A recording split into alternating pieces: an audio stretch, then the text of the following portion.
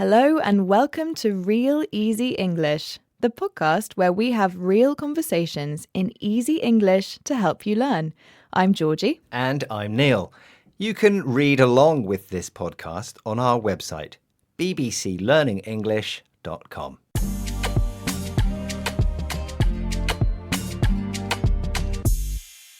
Neil, how are you?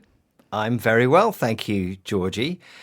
Is that a new jacket you're wearing? Yes, it is. Do you like it? I do, yes, it's very nice. And today, we're talking about shopping. We'll talk about where we shop and how much things cost. Great. Let's get started. So, Neil, do you enjoy shopping? Yes, sometimes I enjoy shopping. I like shopping for interesting, fun things for me, not so much for everyday things. How about you? Yes, I like shopping sometimes. I think it can be fun to go shopping with friends as another activity to spend time with them, and they can give you advice on what to buy as well. And I like going shopping by myself sometimes too. And your new jacket, is that the most recent thing you bought? Yes, my new red jacket. I bought it last week online and it arrived last Thursday. So did you get a good deal? Was it cheap, not much money? Yes, I did get a good deal actually, because it was second-hand, and that means that someone had the jacket before. So it's not new. Well, it's new for me, but it's not new from a shop. So it was quite cheap. Yeah, because new things are often quite expensive, aren't they? They cost lots of money. Yes, exactly. So, Georgie, you said you got a good deal for your jacket. What was the price? Ooh, it was £20. It was quite cheap. It didn't cost much. That is a good price. And Neil, what was the most recent thing you bought? Well, apart from everyday things, which I don't like buying, I bought some new glasses. Ooh, why did you buy some new glasses? Well, because I broke my old ones Oops. and my eyes are getting worse. Oh no. Do you like your new glasses? I do, yes. And I got a really good deal. They were half price. Wow. So that's 50% discount. Yes, that's right. Nice and cheap. Yes. So, Georgie, you said you bought your new jacket online. Do you buy lots of your stuff online? Do you do online shopping? Or do you prefer to go to the shops? I like going into the shop because you can see all of the clothes physically, but it's really easy to order online because the clothes and things that you buy just arrive at your house. Super easy. What about you? Do you order lots of things online? Yep, I do most of my shopping online, I think. Unless you have to really see the thing, I'd rather just have it delivered.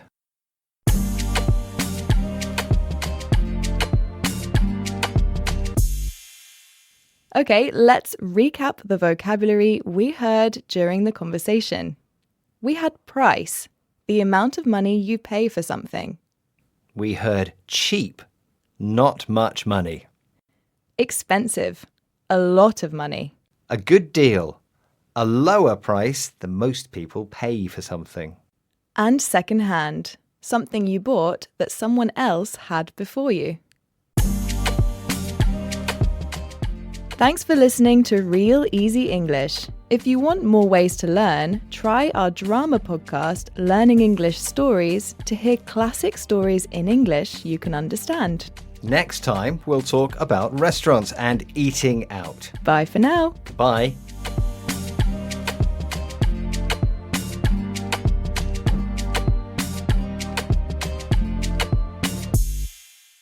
Hello and welcome to Real Easy English. In this podcast, we help you understand everyday English conversations. I'm Neil. And I'm Georgie. Don't forget to go to our website to find a text version of this episode to read along. bbclearningenglish.com.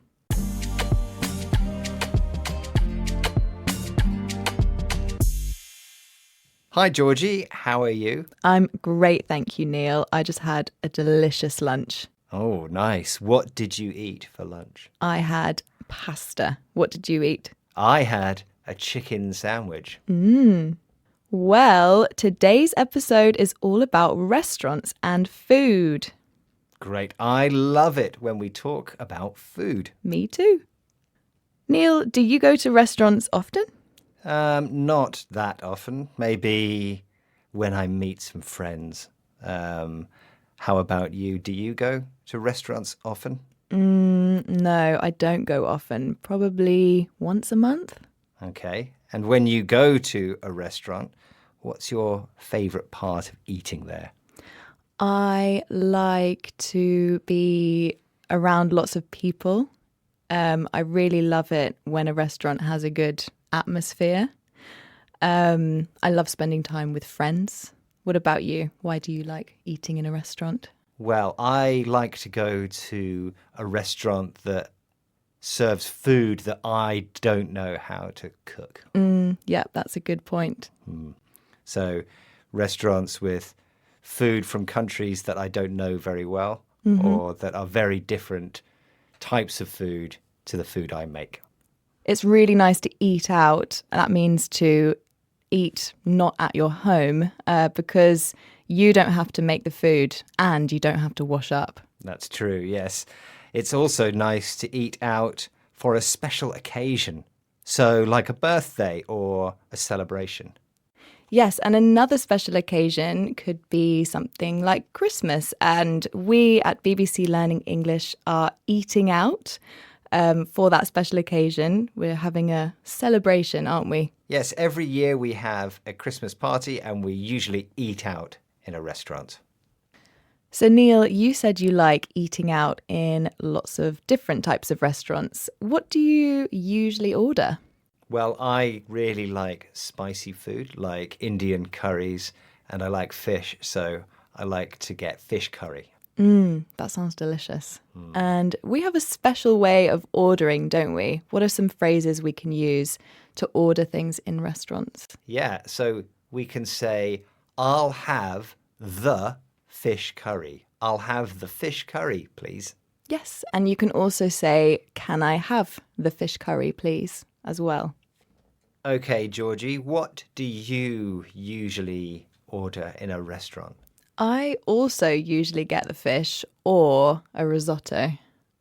Ah, okay. So let's say we are in a restaurant now. I'm the waiter. I say to you, are you ready to order? Yes, I am. And what would you like? Can I get the risotto, please? Yes, of course. So we can also say, can I get the risotto, as well as can I have the risotto? And notice that we say the risotto, not a risotto. That's right.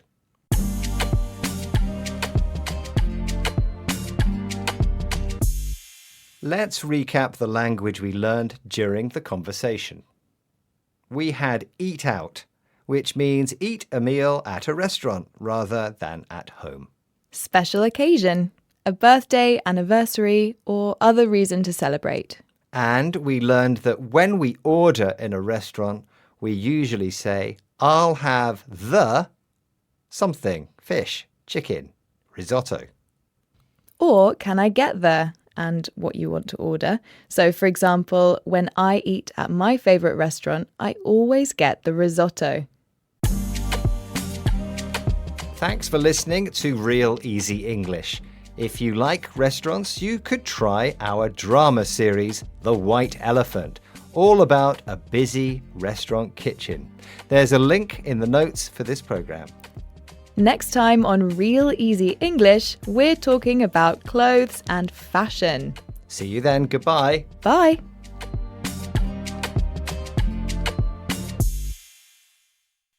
Okay, Beth, I'm really excited about today's topic of conversation. Okay, how come? Well, we're going to talk about clothes and fashion. Do you like to keep up with fashion, Beth? I would say not so much, but I try to think about what I wear, and I try to not be old-fashioned. Okay. What about you? I am interested in what I wear, but I don't spend a lot of money or time choosing stuff. Okay. Do you like to buy new clothes? Yeah, I don't do it very often, but I like to. I like to make the right choice. Okay. Yeah, I've started getting quite a few of my clothes secondhand, but online. So there's so much choice, and I can choose what I like. And as long as it's still quite new and it's not really used and falling apart, then I feel like I'm making a good fashion choice. So, Beth, what kind of outfits do you like to wear? Well, I am quite casual in my clothes choices, I think. So I really like to wear trainers, maybe jeans or some loose trousers. I don't really like anything tight-fitting. I just want to be comfortable, and I think I probably choose being comfortable over being fashionable. What about you? Yeah, it depends. Because I'm old, You're not that old, but carry on. because I'm old, well, I like to be smart sometimes.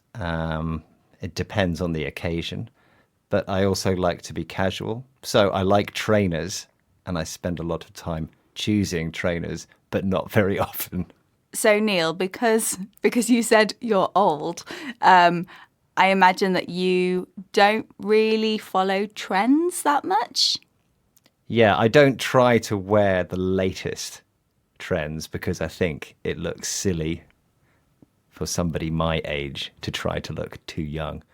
But maybe general trends, like the type of jeans people wear during certain eras. Ah, I know what you mean. So a lot of people now say that skinny jeans in the UK are not that fashionable. So they might wear some baggy jeans if that is a trend. I have to say I'm not very on it with fashion trends.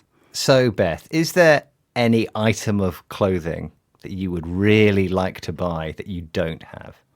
Actually, yes, because at the moment we're getting into the winter here in the UK, and I love the colour green, and I don't have a green woolly hat, and I love a woolly hat in the winter, and I want a green one, so I'm going to be looking out for one of those in the next few weeks.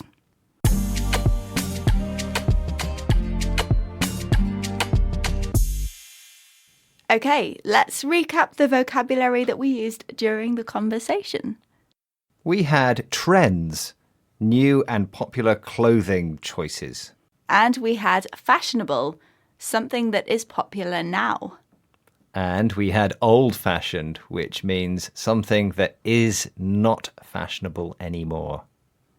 We had casual, which is used to describe clothes that are comfortable and practical.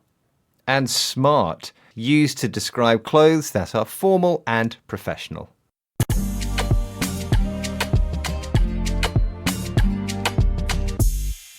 How are things with you today, Neil?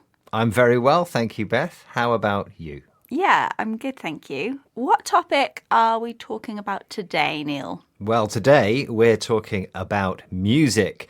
We'll talk about some of our favourite music and how we listen to it. Okay, very good. Let's start the conversation. So, Neil, what kind of music do you like? Well, I like listening to all kinds of different music, depending on how I'm feeling. Okay. That's similar to me. So I listen to a really wide variety of music, I think. I actually really like musicals, but I also listen to music from many years ago, from my dad's and even my grandparents' generation. I'm not such a big fan of new music. Do you listen to new music? I listen to some new music, yes. I listen to lots of old music as well. And I listen to music that's recommended to me by people who I like. And also music suggested to me on streaming platforms. Okay, I do the same actually. Sometimes there's something I really like, and then a new song comes on, and I think, oh, I really like this because it already knows what I like. How do you listen to music then? Yeah, I like streaming apps to listen to music. I also like records, but to be honest, they are a bit of a pain to listen to. When you can listen to any music in any order, that's more convenient. Yeah, I guess with streaming music, it's so easy because whatever you want to listen to, it can be right there at your fingertips. Do you ever listen to music on the radio? Yes, so I have some radio stations and some presenters that I like, and I trust their taste in music. I like what they play and what they recommend. How about you? I don't really listen to music on the radio. I listen to the radio to get news and that sort of thing instead. But actually, quite a lot of the music I hear is because of going to gigs or going to the theatre. Like I said, I like musicals, so I quite like listening to live music. Do you do that? Yeah, I like going to gigs. That's concerts. I like seeing live music, and I used to go to lots and lots of gigs. Now, I don't go so often, but I really enjoy it when I do. Okay. And is there any particular group or any kind of music that you're a really big fan of? So I'm a big fan of some of the great, legendary musicians from the 60s. And if they are still alive or on tour, I might go to see them. But I also really like new modern groups, rock, pop, indie bands that are playing now in a really small venue. And Beth, you like live music too. What kind of things do you like to see? Well, I think what I usually go and watch in terms of live music is musical theatre because of working in London. We're by the West End, so I like to go to theatres, and then there I hear lots of people singing, and I'm definitely a big fan of that.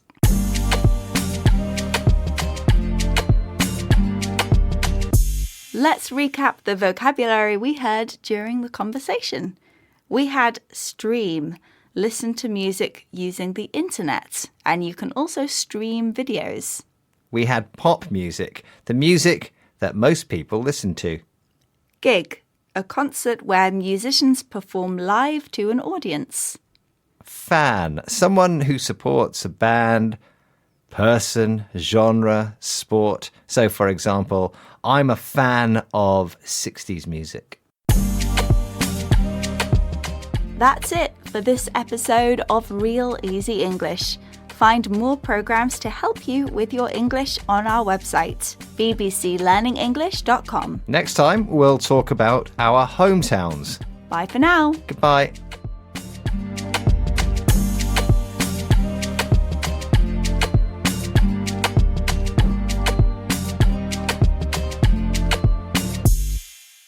How's your week going, Beth? Yeah, very good. Thank you, Neil. How are you? I'm pretty good, thank you. What are we talking about today? Well, today we are talking about our hometowns. That is the places that we are from. Okay, so where are you from, Beth? I am from Cumbria, but specifically, I grew up in a very small, quiet village, almost in the middle of nowhere. What about you? Where did you grow up? Well, I am originally from Portsmouth, which is a city on the south coast of England, but I've moved around quite a lot. Not really lived in Portsmouth much. Ah, okay. So, Neil, you lived in a lot of places when you were younger, but where would you say that you grew up? So where did you live mostly when you were a child? Well, I lived in Canada from the age of 4 until 10, so I grew up a lot in Canada, but also then we moved back to England and I did the rest of my growing up in the south of England. Really interesting. So, when you lived in Canada, what was your hometown like? What kind of place was it? Well, it was a suburb, so it was quite quiet, but it was quite close to a big city, Toronto. So you could go to the big city, but mostly when I was that age, I just stayed in my neighborhood, which was quite quiet and boring. Yeah, I suppose I didn't live in a suburb. I lived in a village, but it was outside of a city, and that city was quite busy. So lots of people, but because I didn't spend loads of time there unless I went shopping, where I grew up was just quite quiet and small, maybe even boring, to be honest. So, Beth, do you miss your hometown? I really liked living in the countryside. There were loads of fields around, and it was really easy to just have a nice walk and not see anybody. Whereas where I live now, there's lots of houses and lots of people, so it's quite different. Do you miss growing up in Canada? Would you consider moving back there? I don't know. It's a long time ago. I had a nice time as a child. There was lots of freedom, and I could go and play in the woods and in fields with my friends. So that was really good fun. And there was loads of snow in the winter, which was brilliant because we always had a white Christmas.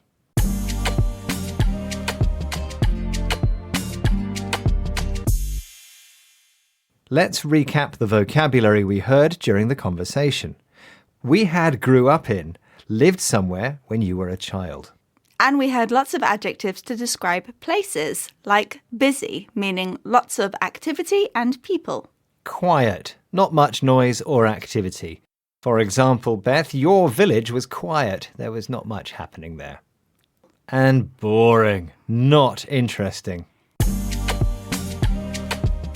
Thanks for listening to Real Easy English. Find more programs to help you with your English on our website, bbclearningenglish.com. Next time, we'll talk about technology. See you then. Goodbye.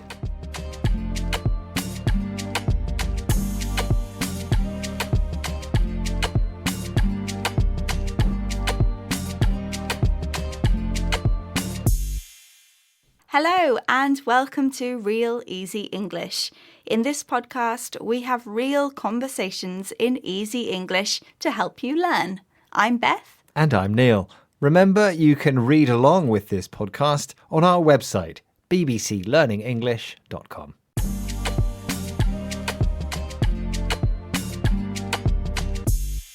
Hi Neil, how are you? Neil, are you checking your phone? We're recording. Sorry, Beth. Yes, I'm just looking at my phone. I'm just checking the football scores. Finished now. Okay, good. Well, today we're talking all about technology. Yes, and technology is what we call new things that we use to make life easier, like phones, computers, and the internet. We'll talk about new technology and how much we use it. Okay, great. Well, let's get started. Now, Neil, you just said, I'm checking my phone. That is the present continuous, and you said it because you were checking the scores or checking your phone right then, right at that moment.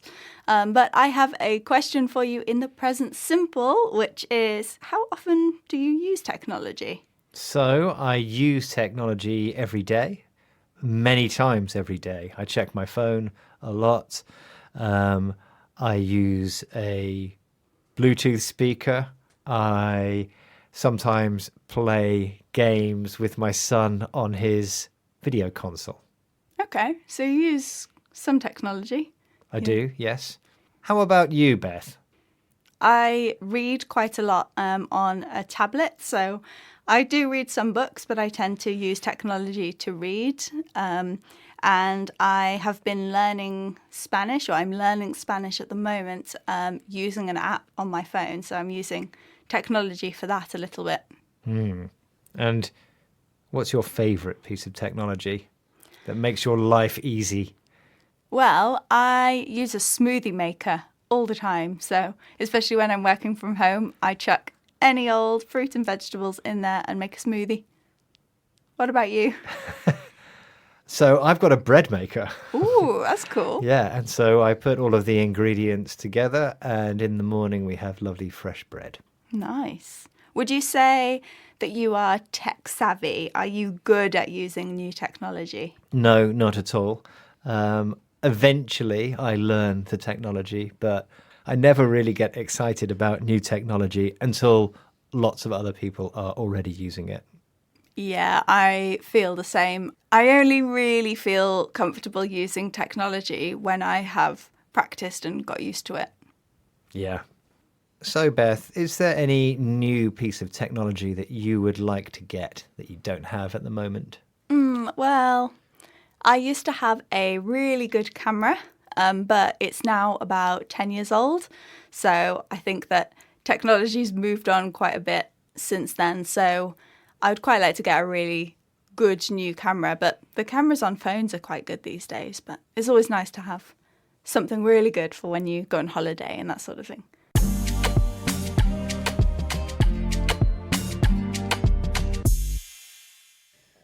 Let's recap some of the language we heard during the conversation. We had technology, new scientific things that make our life easier, such as smartphones and computers. Tech savvy, good at using technology. We learned to use the present simple to talk about our technology habits, things we always do. For example, I use my phone way too much. And we learnt to use the present continuous to talk about things we're doing at this moment in time. For example, Neil, you are still checking the football scores. I am. Sorry, Beth, but only because my home team is beating yours at football. Yeah, whatever. Hi, Neil. How are things? I'm very well, thank you, Georgie. And how about you? How's your week going? My week's going really well, thank you. And I'm excited because later I have choir practice. Ah, choir practice. That means you sing with other people. It does. Well, that's good because we're talking all about hobbies. And those are the activities that we do after work or college or at the weekends. So, Neil, I go to choir. Do you have any hobbies? Yes, I also have a musical hobby. I like to play guitar. Nice. How often do you play the guitar? It depends. Sometimes I play for a long time and often. Usually if I've heard a song I like, I want to learn how to play it. And then sometimes I don't play at all for a while, for weeks. Okay. So you go through phases, I suppose. Yeah. And how about your choir? Tell me more about that. Well, so I go to choir practice weekly, every Monday. And at the moment, we're practicing for a Christmas concert. We did just do a concert, which was really fun. And we've got another one coming. Right. Okay. And do you really enjoy the singing? How does it make you feel? I love the singing because I put my phone in my bag and I just sing with my friends. And we have a really nice group of people that do choir. So I really enjoy it. So Neil, you like playing the guitar, but maybe there's a new hobby you'd like to try? Yeah, so I've been playing guitar for many years, but I don't have any training and I can't read music. So I thought that maybe I should learn piano and learn properly. Oh, that would be good. Then you can play the piano with my choir. Okay, when do I start? Next Monday? So do you have any hobbies that aren't musical? Yes, I like doing some exercise. So I like running and I like doing yoga. At the moment, I'm not running regularly. I'm running probably monthly, so once a month, which is not very good. I'd like to run more. Yeah, I also run, but I struggle to do it regularly. I think if you do it twice or 3 times a week, it's easy to keep going. But once you stop for a long time. I completely agree. It's difficult to stick to a routine with running, I find. Yeah. It's very easy to lose your routine. So, Georgie, you go to choir regularly, but you don't run regularly. What's this word, regularly?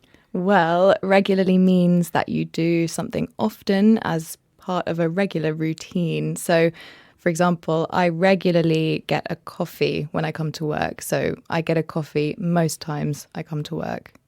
But I don't regularly buy lunch. I usually bring my own lunch from home. Saves money. Neil, what about unusual hobbies? Do you have any unusual hobbies? I suppose I do. I quite like making sauerkraut. Okay, sauerkraut. What is sauerkraut? It's a kind of food. You get some cabbage and you slice it thinly and you add some salt, you crush it and you leave it. And after a while, it changes into something new, which is very good for your stomach. Okay, so why do you like making sauerkraut, Neil? It's very relaxing and it takes a while for it to be right. And I think in today's world, we do lots of things that happen very quickly. So it's kind of old-fashioned but satisfying. Okay, makes sense. I wouldn't do it, but I'm glad you have found something you love.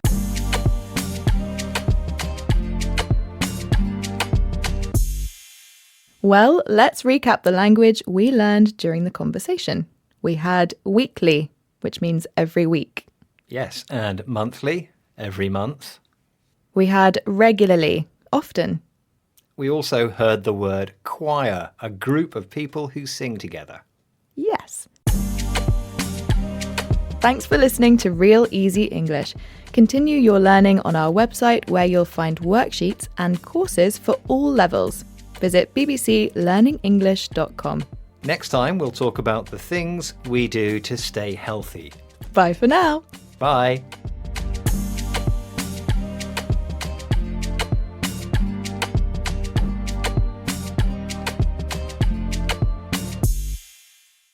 Hi, Georgie. How are you doing this week? Are you feeling healthy? Today I'm feeling healthy. I had a healthy lunch, but this weekend I ate a lot of chocolate. And this week we're talking about our healthy or not so healthy habits. Okay, well, let's get started. Neil, what do you do to stay healthy? Well, I try to eat well. So that means not eating too much and not eating too much fat or salt or sugar. But that's what I try to do, not always what I do. It's really difficult. For me, especially, it's difficult not to eat too much sugar. I love a sweet treat. Have you got a sweet tooth? I do have a sweet tooth. So maybe we should explain a sweet treat, which is anything that is sugary, like a pastry or a donut or something chocolate. And a sweet tooth, Neil. What's a sweet tooth? Well, if someone has a sweet tooth, it means they like sweet things, like you. Yes, I have a sweet tooth, definitely. So, Georgie, you like sweet things, but what do you do to be healthy? Okay, yes, I do eat a lot of sweet treats, but to stay healthy, I am very good at walking to places. So instead of taking public transport or driving, I like walking. And I think that's good for you, isn't it? Yeah, walking's good. Or riding a bike. I'm not very good at riding a bike. It's too scary in London. It feels too dangerous. What do you think you could be better at when it comes to your health? Yes, well, as we know, I eat a lot of chocolate, so I could be better at having a healthy diet, eating less chocolate and eating more vegetables. What about you, Neil? What could you be better at? I think I could probably get more sleep, actually. Sleep is very important for your health, and I never seem to sleep enough. No, you're always tired. You're always complaining about not sleeping enough. So, Georgie, are you going to change your health habits soon? Okay, yes, I will. I'll change my habits soon. Let's start next week. Next week. Why not tomorrow? Because I don't want to. Give me a bit more time. Okay. When are you going to change your habits? Soon? Well, I would like to sleep for many months, but it's not going to happen. I will still be waking up too early, I'm sure. But maybe I should drink less coffee, go to bed earlier, and spend less time on a screen. Yeah, that sounds like a good plan. So, Georgie, we know all the advice for staying healthy. Do you find it hard, though, to stay healthy? Yes, I do find it difficult because we know the advice, we shouldn't eat too much sugar, but I still want my sweet treat at the end of the day. It makes me happy. Well, if it makes you happy, it's probably healthy. Yeah.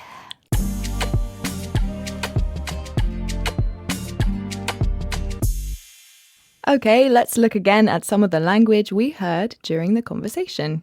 We had healthy diet, food that is good for you. Advice, opinions about what you should do.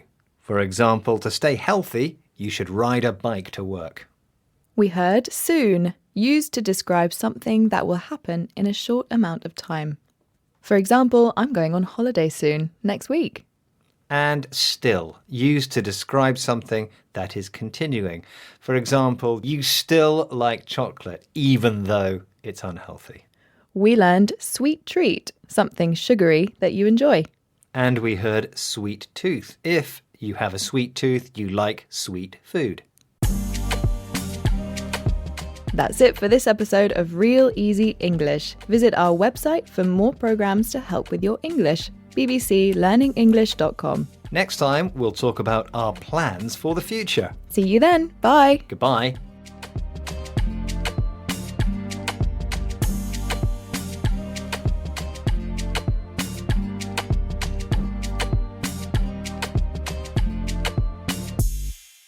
Hello, Beth. How are you doing today? I am very well, thank you, Neil. How are you doing? I'm pretty good. What are we talking about today?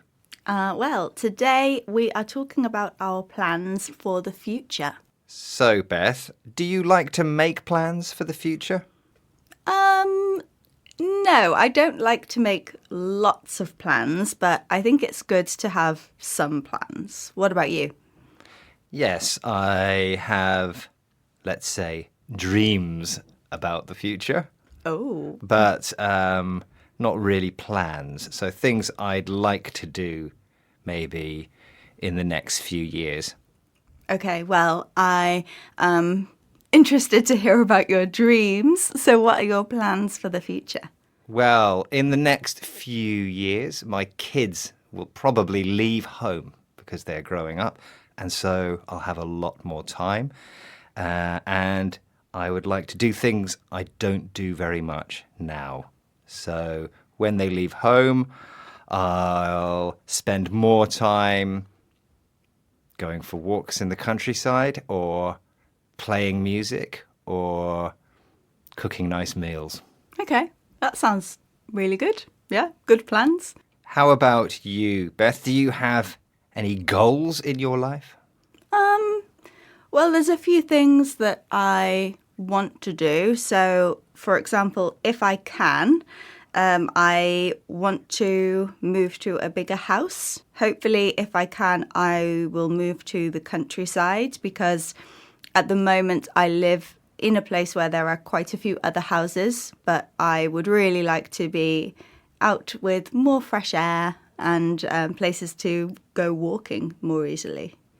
Is there anything, Neil, that you have always wanted to do, but you haven't done yet, like travel somewhere or do something crazy like skydiving?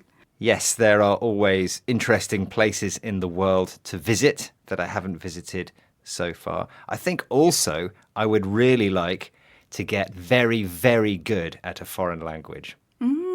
Okay, that is a good goal.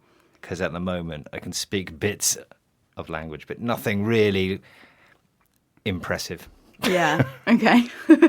Yeah, I think I have, similar goals. If I have the time, I'll travel to some other countries and practice speaking different languages a bit better than I can do at the moment.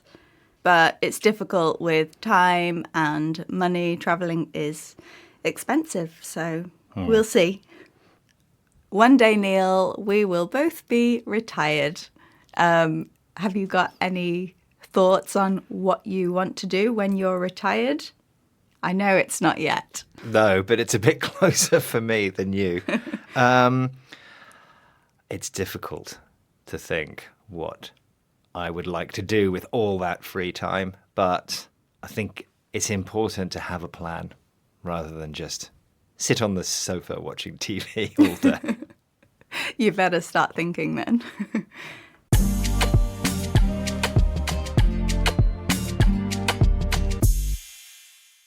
Let's recap the language we used during our conversation.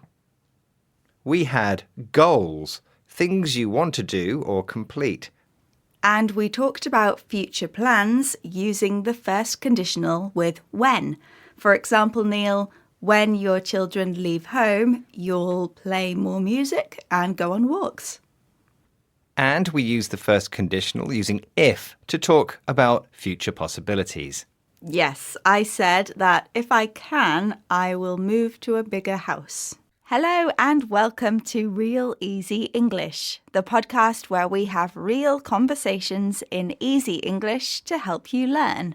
I'm Beth. And I'm Neil. Go to our website to find a script for this episode to read along with the podcast. bbclearningenglish.com.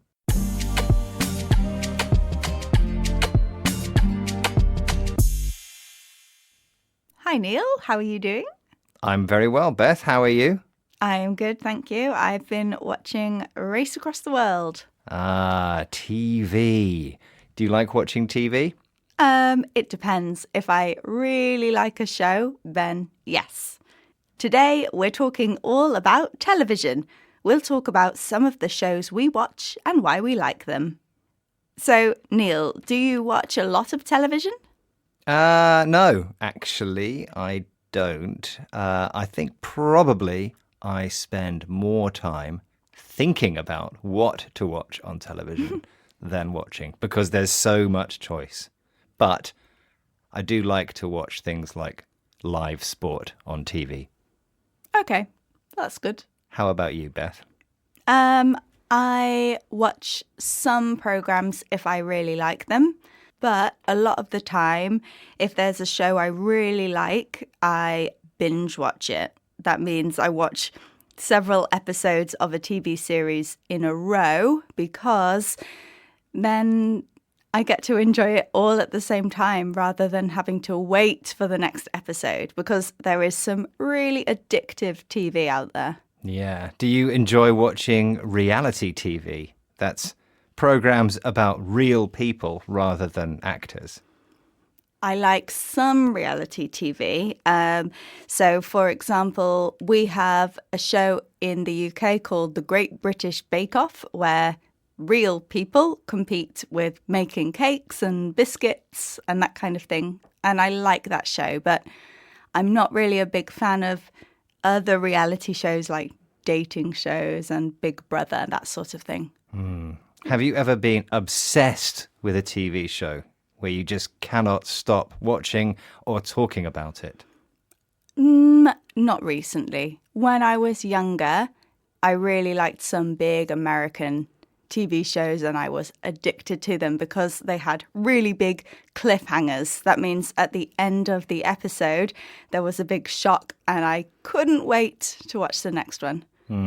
A few years ago, there were lots of dramas from Scandinavian countries like Sweden and Denmark, and I was obsessed with some of those. I watched them and I talked about them all the time. Were they crime dramas or thrillers? Some were crime, some were legal and political, all kinds. I loved them. Okay, that sounds quite good. Is there a program that you have really enjoyed recently on TV?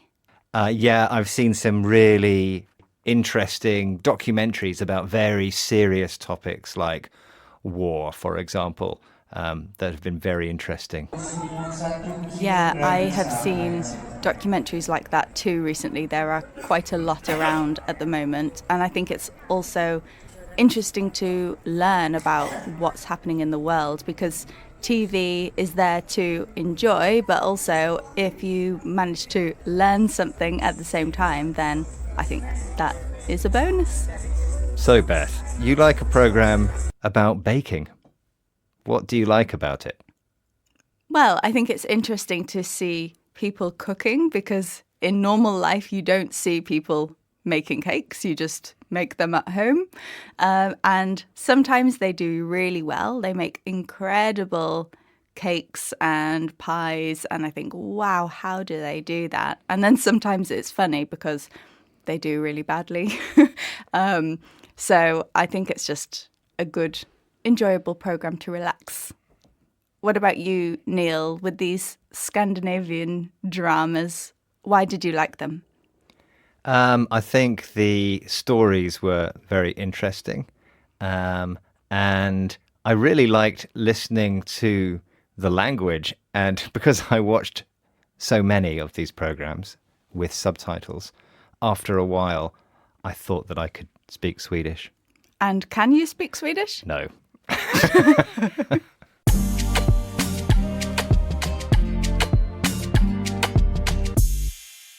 Let's recap the vocabulary we learned during the conversation. We had binge watch lots of episodes of a TV series in a row.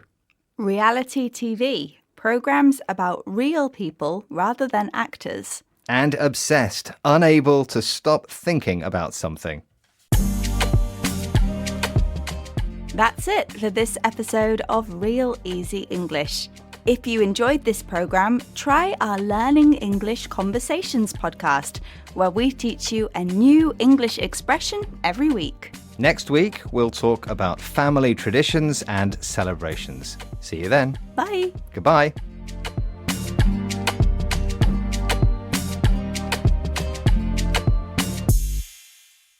Hello and welcome to Real Easy English. In this podcast, we talk about a different topic each week in easy English. I'm Georgie. And I'm Neil. Visit our website to read along with this episode and download a worksheet to help you learn. bbclearningenglish.com.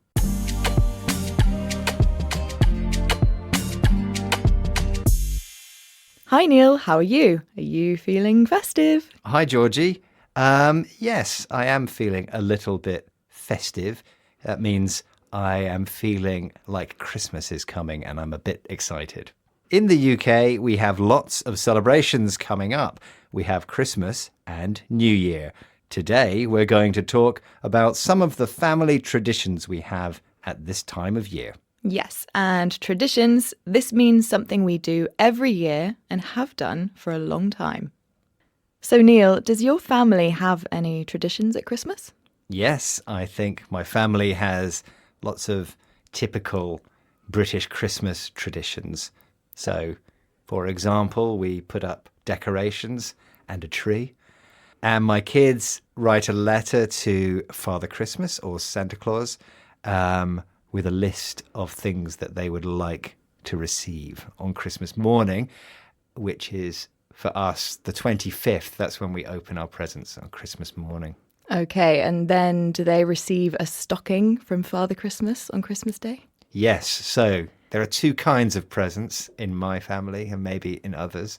There are the ones in the stocking, which are kind of little things from Father Christmas, and then they get presents from us and the family separately. Neil, do you still receive a stocking from Father Christmas?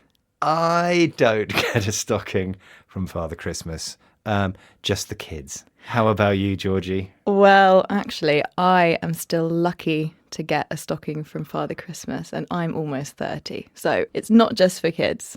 And do you write a letter to Father Christmas? No, I don't write a letter. He just knows what I want somehow. Okay, Georgie, so what are your family's Christmas traditions? Well, we are from the countryside in England, and we usually go for a walk in the countryside just before lunch, and then we usually have lunch quite late, around 3 or 4 p.m.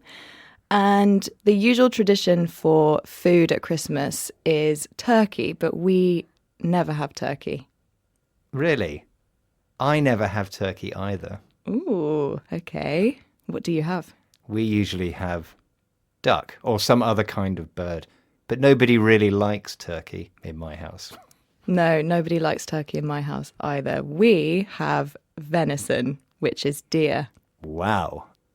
Okay, Neil, so what about New Year's Eve? What do you usually do? Well, New Year's Eve is quite different to Christmas for me.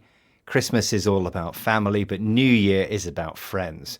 And so at New Year, we usually meet with some family friends who also have kids, and we'll have a meal together in their house, and then we'll play games and have a few drinks and celebrate and wait for midnight. Yep, for me as well, it's usually about eating, drinking, dancing with friends. And just before midnight, you have a countdown from 10 to 1, and then everyone celebrates. Sometimes there's fireworks. Do you want to explain what fireworks are? Yeah, big, colourful explosions in the sky. Okay, so that's New Year's Eve, but what about the next year? Do you make New Year's resolutions? New Year's resolutions. These are promises we make to ourselves to be better.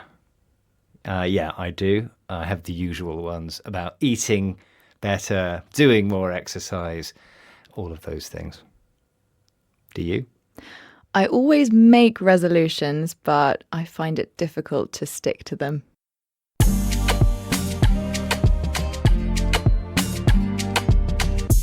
Let's recap the language we used during the conversation.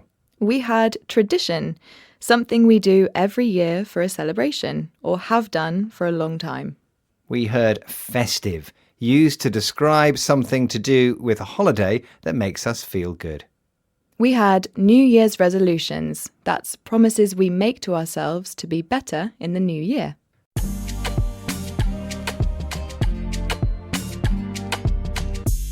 Neil, how are you? I'm really well, Beth. How are you? I'm all right, thank you. Today, we're talking about food shopping, and we'll talk about the kinds of foods that we buy. Okay, let's get started. So, Beth, how often do you go food shopping?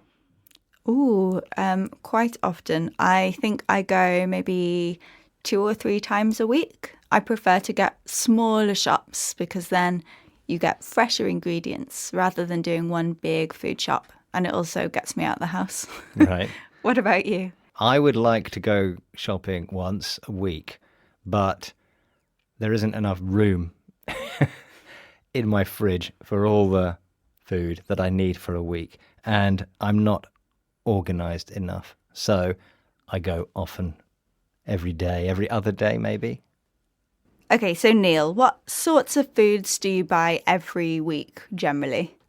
Well, I buy staples, things like pasta, rice, bread, potatoes, the basic parts of a meal that fill you up. And I usually think about what meals we want to have and then get the ingredients for those. Yeah, I'm the same. I would say we normally buy a bag of pasta and we normally have a loaf of bread once a week. But then if I buy something like cereal, we don't have that too often. So I might get a box of cereal maybe once a month and that lasts us for the whole month. I get a jar of marmalade every week because I love marmalade so much and I'm the only person who eats it in my house. You must have so much marmalade on your toast to go through one a week. That's crazy. I love it.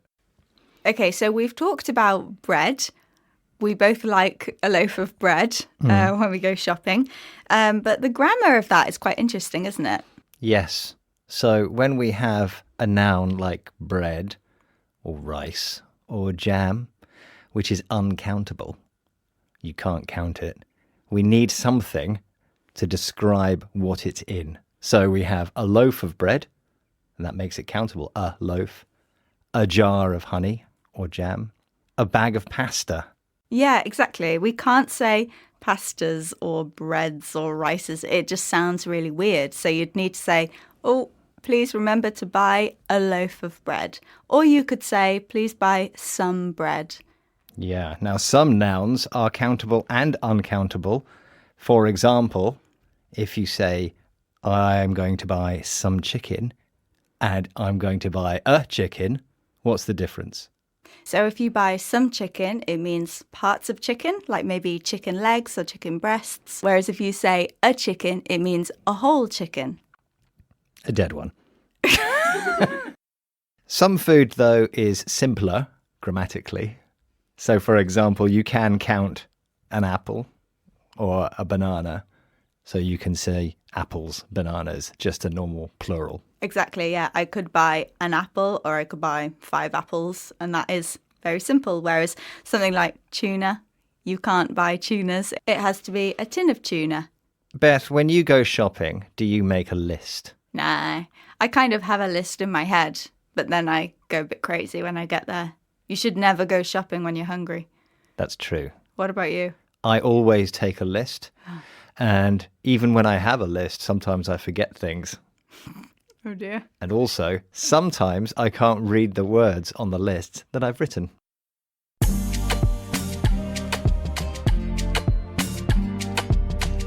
Let's recap the vocabulary we heard during the conversation. We had shopping list, all the food you need to buy written down so you remember it. And we talked about lots of foods we buy which are uncountable nouns. So when we buy these, we have some useful ways to talk about them. For example, we buy a loaf of bread, A bag of pasta. a jar of honey, or my favourite, marmalade. And some chicken. But you can also buy a chicken. That's a whole chicken. Then it would be a countable noun, just like apples and bananas. That's it for this episode of Real Easy English. To test what you've learned, try the worksheet on our website. Next week, we'll be talking about houses. See you then. Bye. Bye.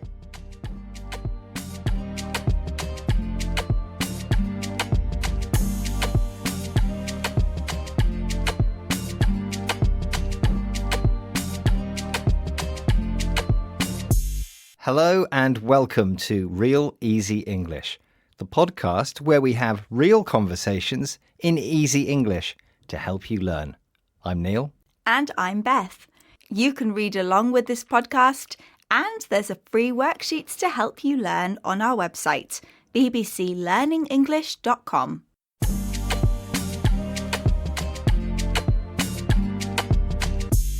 Hi Beth, how are you? I'm very well, thank you, Neil. How are you? I'm pretty good. What are we talking about today? Today we are talking about home. We will talk about where we live and learn some vocabulary about houses and rooms. Great. Let's get started.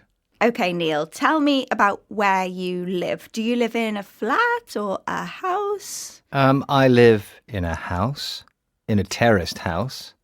That means there are houses attached on either side. I also live in a terraced house.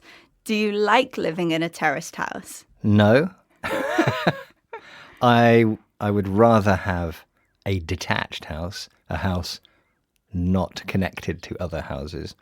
Yeah, I agree. I think, of course, it would be nice to have a bigger house, but also sometimes in a terraced house, you can hear people through the walls. Yeah. And I sing a lot, and I don't like that my neighbours can probably hear me singing. Yes, it's a bit close, isn't it? Yeah, but what do you like about your house? I like the garden. We have quite a narrow but long garden, and it faces the right direction to get lots of sun in the summertime. That's really good, yeah. I also like our garden because we get a small area of sun where we can grow vegetables in the summer. So that's really nice. And generally, I quite like our house because it's quite modern. Okay, but is your house your dream house? No. So tell me about your dream house. I would have the house I have now, but I would like it bigger. Obviously, I would like a swimming pool, but that's not very realistic. But it's my dream house, so I can have a swimming pool. But my main thing is that I would like to live in a more beautiful area because at the moment there's quite a lot of other houses around us and I would love to live in the countryside. Yes, I think living in a prettier place would be very nice. What about your dream house? What would it be like? I think just having space, more space, so everybody can do their own thing, but also spaces where people can be together. I'd like a kind of games room. Ooh. Yeah, I would quite like a bigger lounge because our lounge, a lounge is a room in the house where you relax and can watch TV, where you have a sofa or sofas.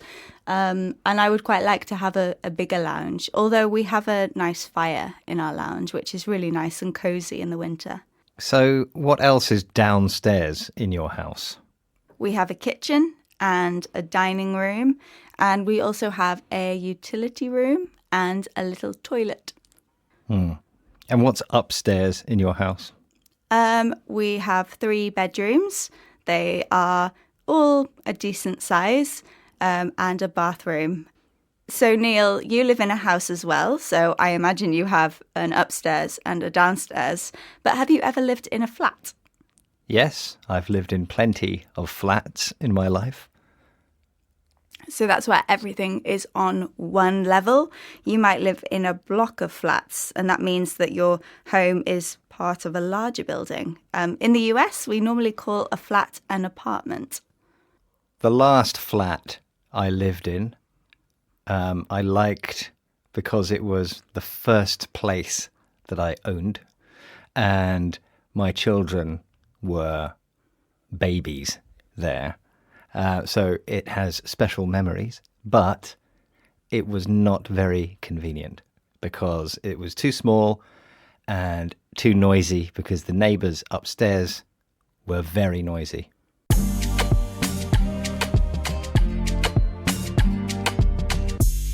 Let's recap the vocabulary we heard in the conversation. We had terraced house, a house that is attached on both sides to another house. We also had downstairs, which is the ground floor of a house, and upstairs, which is the higher floor of a house. We also had some adjectives and comparatives, so we heard bigger than and also more beautiful than and prettier than. For example, Beth, you said you would like to have a house that has a bigger garden than you have at the moment. And we had flat, a home that is part of a larger building, usually on one floor. That's it for this episode of Real Easy English. To test what you've learned, try the worksheet on our website. You can find a link in the notes for this episode. Next week, we'll talk about the ways we talk to other people. See you then. Bye!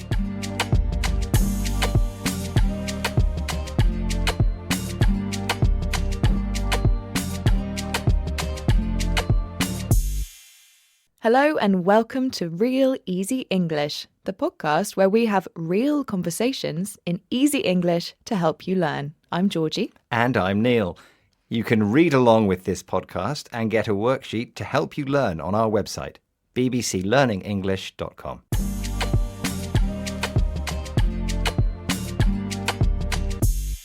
Hi Neil, how are you? I'm very well, Georgie. How are you? I'm also pretty good, thank you. Today we're talking about the ways we communicate. Now, communicate, this means to speak or write to someone. Yes, we are communicating now, Georgie. We're speaking in person.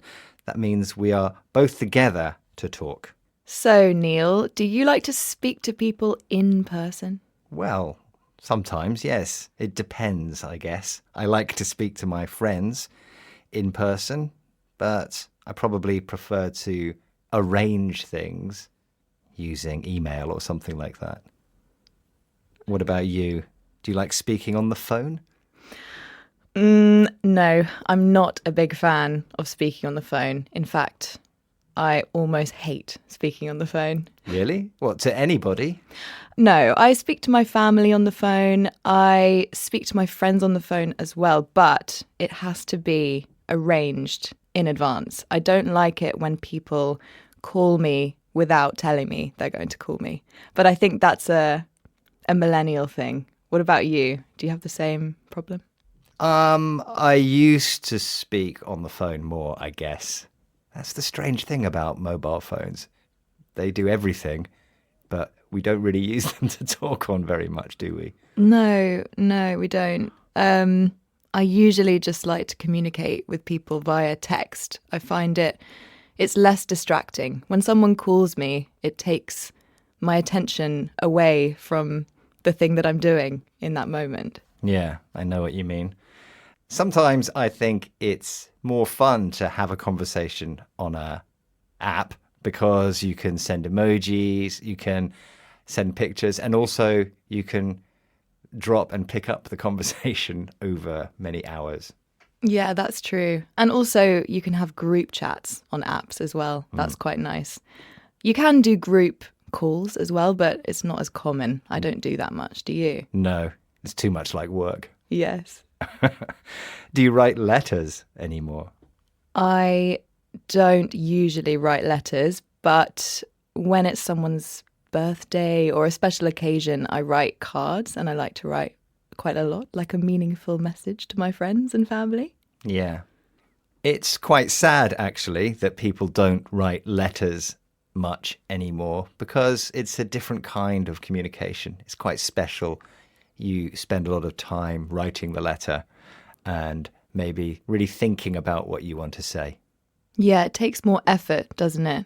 Yeah, it's more meaningful. Are there any other ways that you like to communicate with people? Do you do stuff on social media? Yes, in my old job, I used to have some social media accounts where I made teaching content as well. And I used to speak a lot with people that I didn't know as well, using their instant messaging and comments as well. I don't really like commenting on public posts. I feel it feels strange when a stranger says something about my point of view. Sometimes they're quite rude. Yeah, it's a difficult place to be, the internet. Neil, what's your favourite way to communicate? I think face-to-face communication with friends is the best because it's the most fun, the most immediate. You get to see people's faces. You know how they're responding or reacting. Mm-hmm. So how about you, Georgie? I think I like instant messaging apps because they are the easiest way to communicate for me.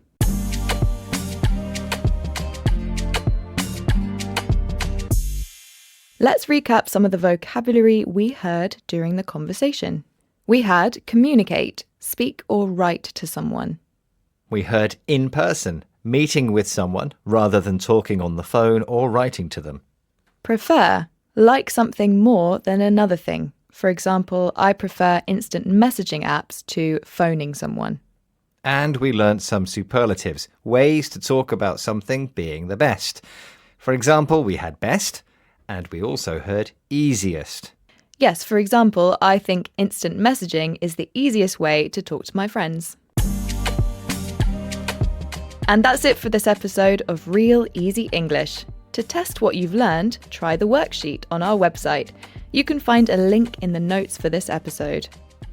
Next week, we'll talk about our wishes. See you then. Goodbye.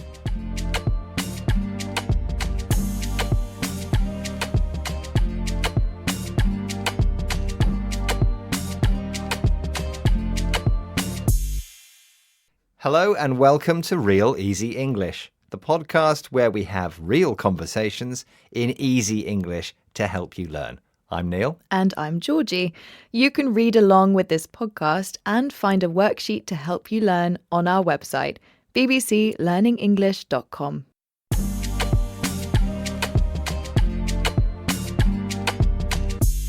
Hi Georgie, how are you? I'm feeling pretty good, thank you, Neil. How are you? I'm okay, Georgie, but I wish it wasn't still winter. It's dark and cold, and I'm looking forward to spring. Me too. And today we're talking all about wishes. A wish is something you want to happen. Great. Let's start the conversation. Right, Neil, what is your biggest wish for the future? Oh, that's an interesting question. It's easy to say that I would like loads of money, but probably, really, all I want is for people that I like and love and know to be happy and healthy. That's a good one. Because if they're not, nothing is worth it. Yeah, that's very true. And my answer would be similar, actually. I want to be surrounded by all my friends, and I also hope that they're all happy and healthy. But, Neil, let's have a bit of fun. Yeah. We've talked about wanting our friends and family to be healthy, but if you won the lottery, what would you spend the money on? Okay, here we go. So, if I won the lottery, I would obviously get a big house. And in the house, I would have like a recording studio with loads of really good guitars. And I'd make terrible music and record it, and nobody would have to listen to it. I would listen to it, Neil. I would listen to it. I would spend a lot of the money on traveling. I want to see lots of different places in the world, and traveling is really expensive. So that would be a good use of the money. What kind of luxury item would you buy if you won the lottery? Oh, I'm not very materialistic, actually. So that's a difficult question. Materialistic, that means I'm not really interested in expensive products or things. So I'm more interested in experiences. So aside from travel, there are things like concerts. Maybe I would splash out on really expensive tickets to concerts or events, things like that. Oh, splash out. That's an interesting word. What does it mean?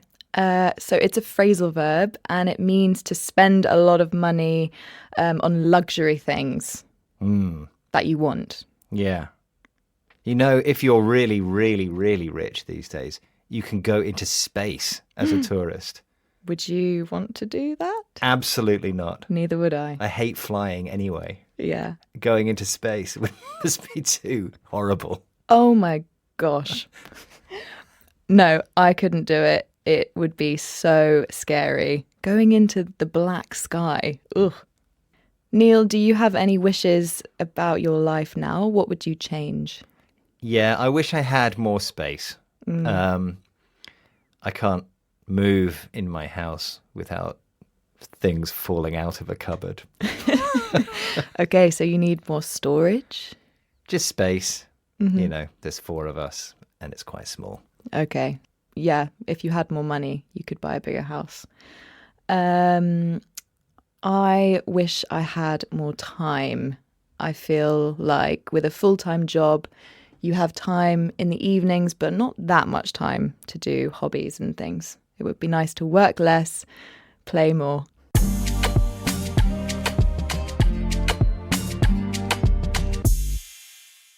Let's recap some of the language we heard during the conversation.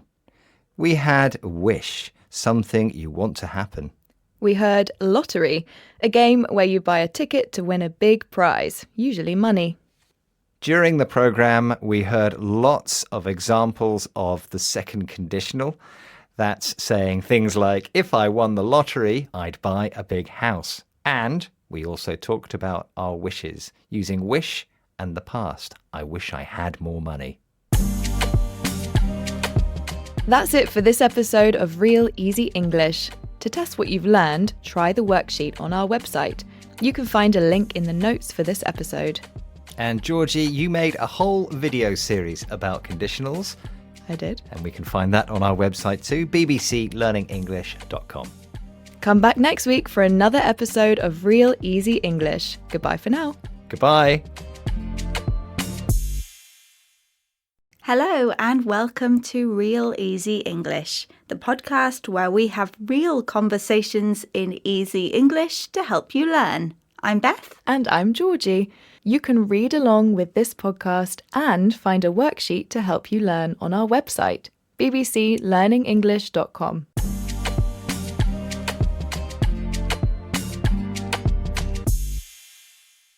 Hi Georgie, how are things? Things are good, thank you, Beth. How are you?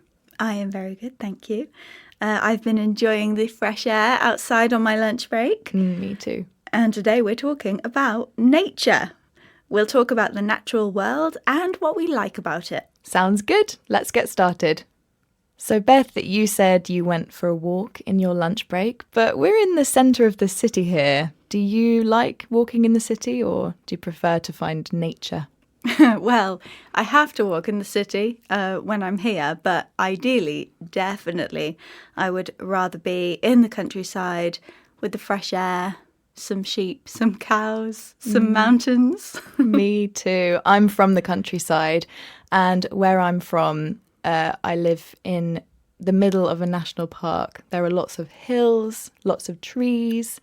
There's a park near my house with 2 lakes as well, and lots of deer as well. What about where you're from? Well, I am from Cumbria, and Cumbria also has another big national park, the Lake District. So, yeah, I grew up surrounded by a lot of mountains and a lot of lakes, and we really lived in the middle of nowhere.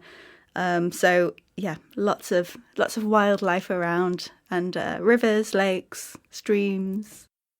That sounds so beautiful. What do you like most about nature? I really like having a good walk, and especially reaching the top of a hill where you can then just look out and see how far you've come and see all the fields around you.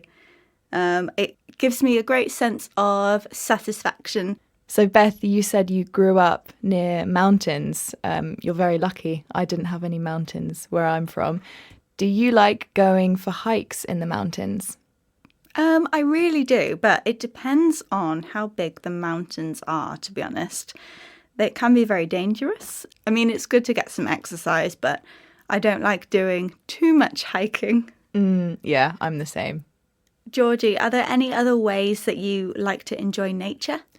Well, I've only done it a couple of times, but I quite enjoy wild swimming, which is where you go swimming in a wild place like a lake, a river, or the sea. One time in January in England, which is a very cold time of year, I went swimming in the sea, only for about 5 minutes, and then I ran out. It must have been so cold. It was freezing, but my dog came swimming with me. It was That's really nice. cute.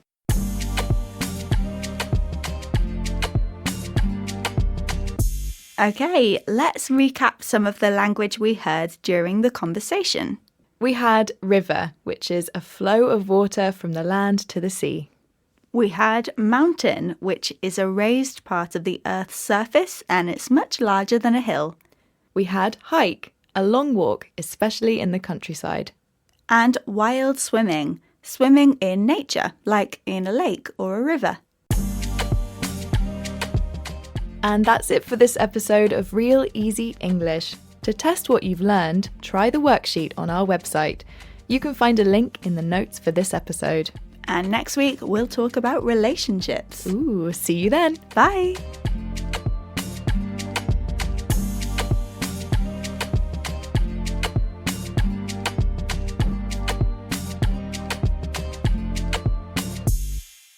Hello and welcome to Real Easy English, the podcast where we have real conversations in easy English to help you learn. I'm Georgie. And I'm Beth.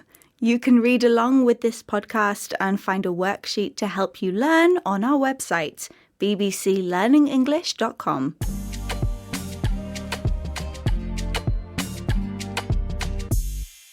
Hi Beth, how are you? I'm good, thank you. How are you? Yes, I'm very well, thank you. Today, we're talking about relationships and particularly romantic relationships. So, Beth, personal question, are you in a relationship at the moment? I am, yes. I'm married, so I'm definitely in a relationship. What about you? I am not in a relationship. I am single. Ah, married. So, how did you meet your partner? Well, I met my husband at work in a previous job. We both worked there and we were friends and then, yeah, it kind of went from there. And then he was my boyfriend and now he's my husband. Ah, nice. It's quite common to meet your partner at work, isn't it? Yeah, I think so. Quite a few of my friends have met their partners at work as well. So you're single, Georgie. Do you like to go on dates? Good question. Sometimes I like going on dates, sometimes I don't. In general, I just really like meeting people. So for me, it's quite a nice way to meet people when you live in a city. But sometimes if you don't get on with the person, it can be really awkward and uncomfortable. Yeah, and I can imagine that you end up just asking the same questions to people. Yes, you're right. Sometimes it can feel a bit like an interview. You're just asking, so what do you do? And do you have any siblings? And things like that. It can be quite boring. But if you think of some more interesting questions, it can be more exciting. Yeah. So what do you like to do on dates? Do you go out for a meal or something like that? Usually I go for a drink with the person, but this year is actually my New Year's resolution to do more activity dates. So more fun things like playing pool or playing mini golf or something like that. Going for a walk, going for a coffee, just something different. I think it will be more interesting for me. Yeah. When I dated, I went to a museum on a first date, to the Science Museum in London. And that was really fun because it also gives you something to talk about because you've got funny things to look at and stuff. That's very true. And also, I feel like you're not always face to face with the person. You know, it doesn't feel as intense, maybe. You can have more silences. Yeah, that's true. Otherwise, it can be a bit awkward. Yes. So, Georgie, have any of your dates gone really well? Yes, actually, last year I had a date that went well and we started seeing each other and we went on multiple dates. Ah, okay. So if you are seeing someone, then it's less serious than being in a relationship. They're not quite your boyfriend or girlfriend, but you see this person quite a few times and you're in the early stages maybe of a relationship. Exactly. So how long have you been married? I've been married almost 2 years. So we got engaged probably about 3 years ago. And how did he propose?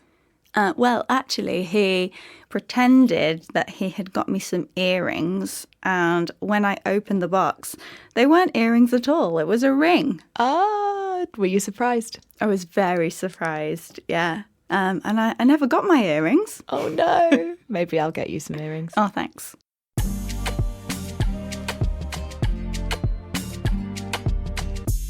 Okay, Beth, let's recap the vocabulary we heard during the conversation.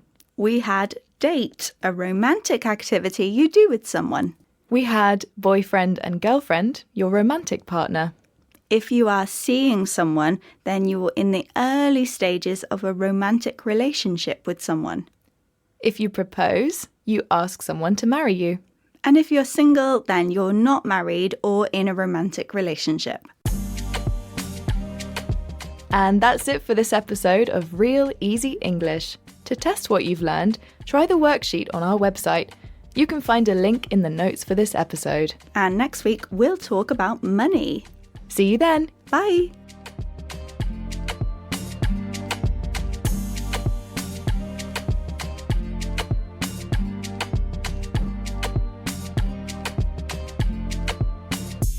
Hello and welcome to Real Easy English, the podcast where we have real conversations in easy English to help you learn. I'm Georgie. And I'm Neil. And you can read along with this podcast and find a worksheet to help you on our website, bbclearningenglish.com.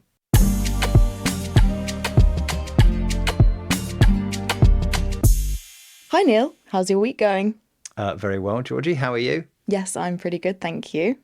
Today we're going to talk about money. We'll talk about how much things cost and learn some useful vocabulary about money. Okay, everybody likes talking about money, so let's get started.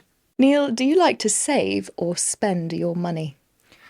I like to do both of those things.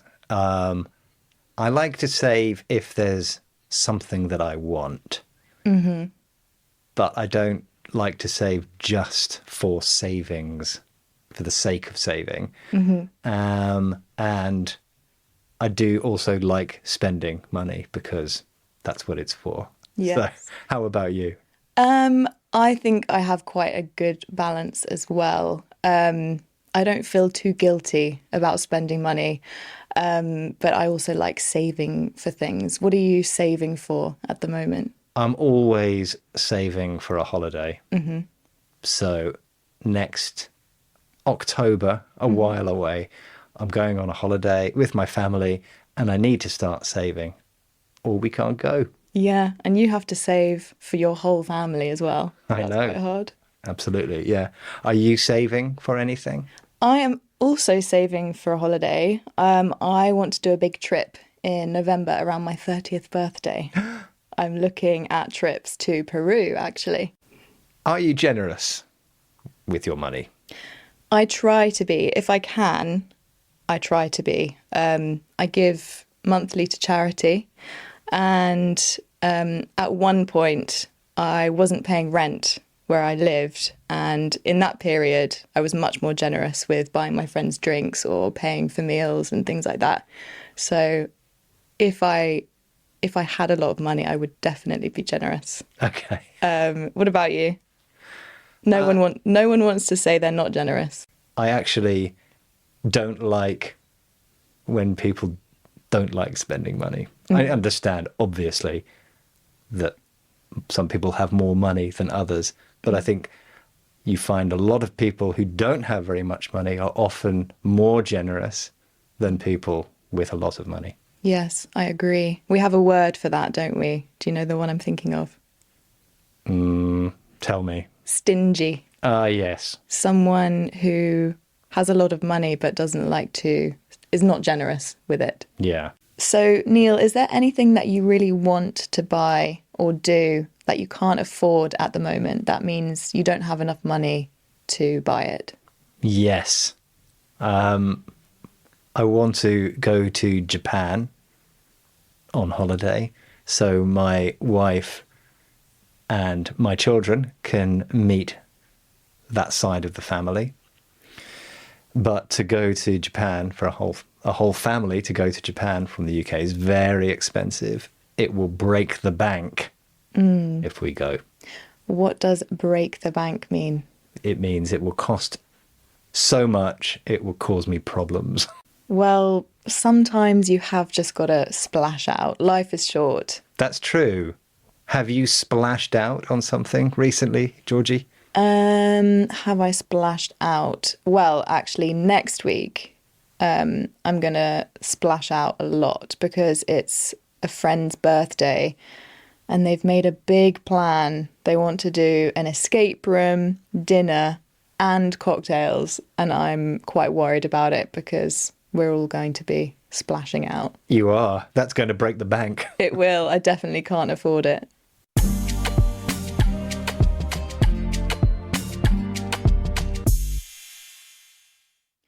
Okay, let's recap the language we heard during the conversation. We had save, keep money to use in the future. We can also say save up for something. For example, I'm saving up for my trip to Peru. And we also had afford. So afford means to be able to buy something because you have enough money for it. For example, I can't afford to go to Japan. It's too expensive. We had the expression break the bank, which means something costs too much. For example, Neil's trip to Japan will break the bank. And we also had the adjective stingy, which describes someone who doesn't like spending their money. It's the opposite of generous. And we had splash out, which is a phrasal verb which means to spend a lot on luxurious things. And you've made a video on phrasal verbs, haven't you, Georgie? Yes, you can search for phrasal verbs with Georgie, and this video is about money. You can find it on our website, bbclearningenglish.com. Next time, we'll be talking about what we do in the mornings and learn language about daily morning routines. See you then. Goodbye.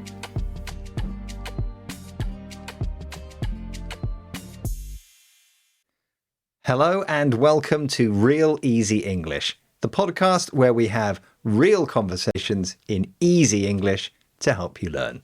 I'm Neil. And I'm Georgie. You can read along with this podcast on our website, where you can also find a free worksheet.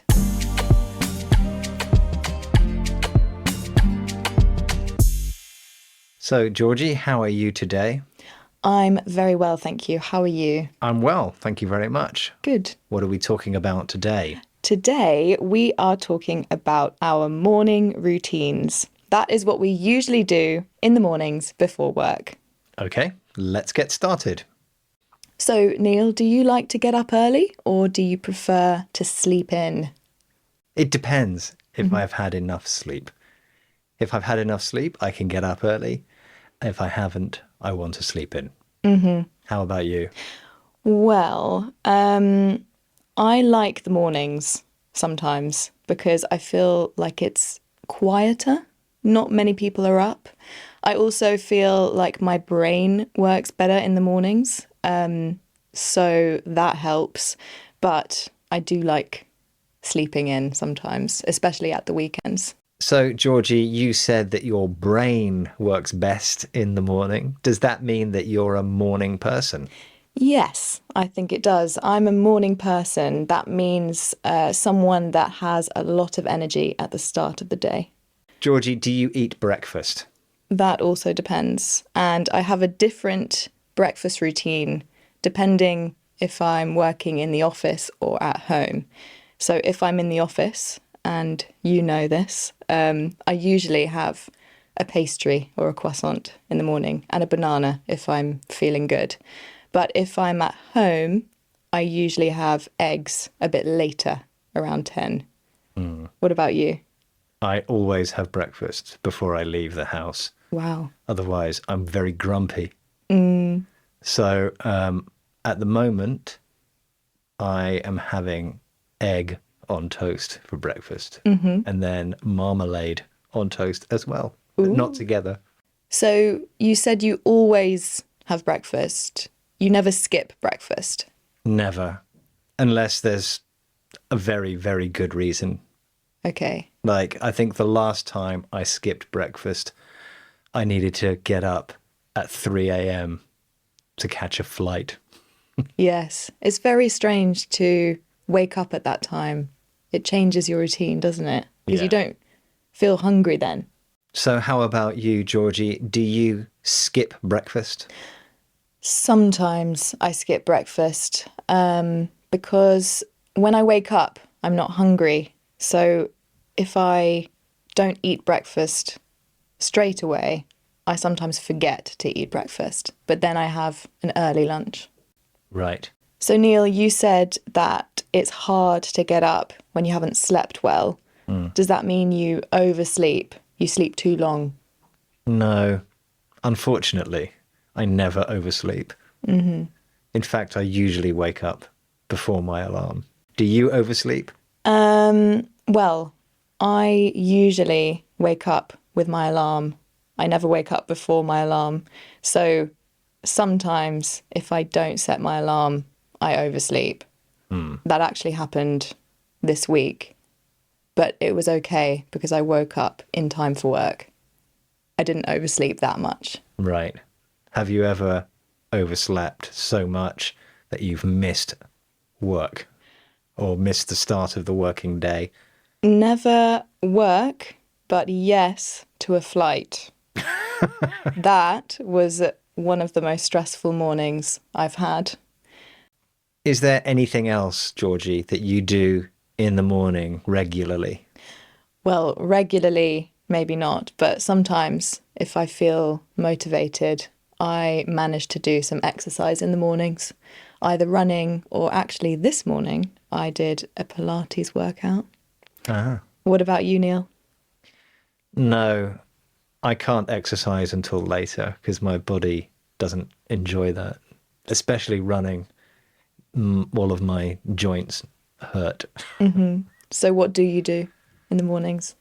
I like to know what the weather's going to be like. So I check the forecast and I choose my clothes so that I'm wearing the right thing for the type of weather. That's very sensible. Especially in the United Kingdom. because the weather can be different every day. That's very true. Make sure you've got your umbrella. Or not.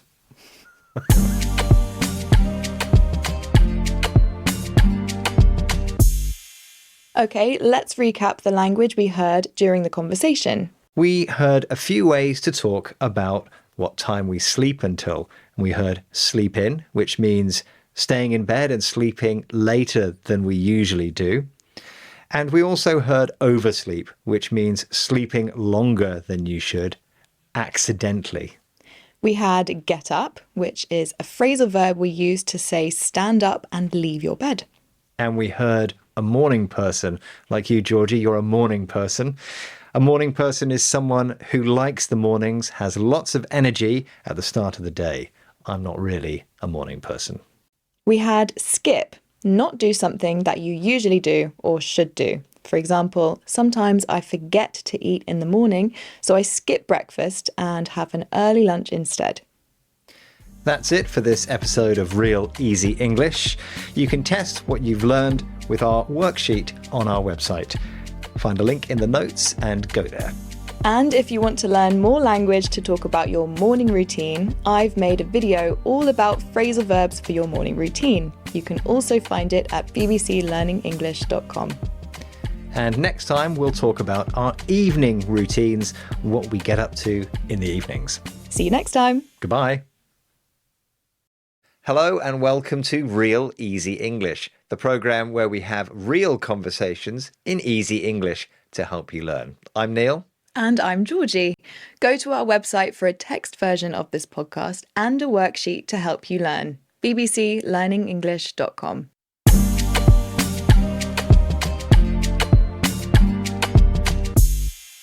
So, Georgie, how's your week going? My week's going well, thank you, Neil. How's yours? Very good. Have you got any exciting evening plans? Not really. I'm just going to go home and chill. What about you? The same, yes. And so, what do you do in the evenings? Well, if I'm at home in the evenings, I usually, I might do some exercise, then I have dinner, and then I'll do something relaxed, like at the moment I'm doing a lot of jigsaw puzzles, and then I usually go to bed. What about you? Yeah, I go home and eat, I guess, quite early, about 6:30. Really? 6:30 you eat dinner? Yeah, because I have kids and they need to eat. They're hungry after school. So, yes, and then I will try and do something relaxing and nice. I might study Oh, what do you study? language. Okay. And then I might play my guitar or watch something or waste time on my phone. What's the most relaxing thing for you to wind down in the evenings? I find playing my guitar very relaxing. Why is that? I think because I have to concentrate and it's a different part of your brain that you use than the normal working brain. How about you? I like watching TV to wind down, to feel relaxed. But like I said, recently I've been getting into doing jigsaw puzzles because I think similar to your guitar playing, it helps you to switch off your brain. You forget about the day you've just had at work and you can just relax. Yeah. And when you watch TV, do you like to watch a whole series or do you just watch something and then something else and then something else? It depends what time it is. I try to limit my TV watching to 1 or 2 episodes maybe. And I like watching quite trashy TV, something that I don't have to concentrate too hard because, you know, the work day is long and I just want to switch off. Yeah. Do you go to bed late then? No, I try to go to bed around 9 p.m. 9? Yes, because then I read my book, which I didn't mention earlier. But when I go to bed, I read my book before sleeping, and it's another way to switch off my brain. Okay. See- If I read a book, I fall asleep. Well, that's exactly why I do it. That's exactly why I do it. It helps me switch off. or if I watch a film with subtitles and have to read the subtitles, that makes me fall asleep. So, Neil, I said I go to bed at 9. I usually go to sleep around 11. What about you? I go to bed later than that. I go to bed probably about 11 and I read, but then I fall asleep very quickly. So we go to sleep at similar times, really. Yeah. And would you say you are a night owl? That's someone who has a lot of energy at night. Yes. I think if I didn't work or didn't have kids, I would stay up very late. I like staying up late. When I was a younger man, I stayed up very, very late. Interesting. I'm the opposite. My brain is dead in the evenings at night. I can't do anything late at night. The evening is the best part of the day. I prefer the morning. What about the weekend? Is your evening routine different at the weekend? I stay up later because I don't have to get up early to go to work. So that's the only difference, really. How about you? Yes, well, often at the weekend, at least for me, I'm more likely to have plans, social plans with friends in the evening. So I also go to bed later and spend more of the night awake, I suppose. So you don't go to bed at 9 at the weekends? Not usually. It depends, but mostly not.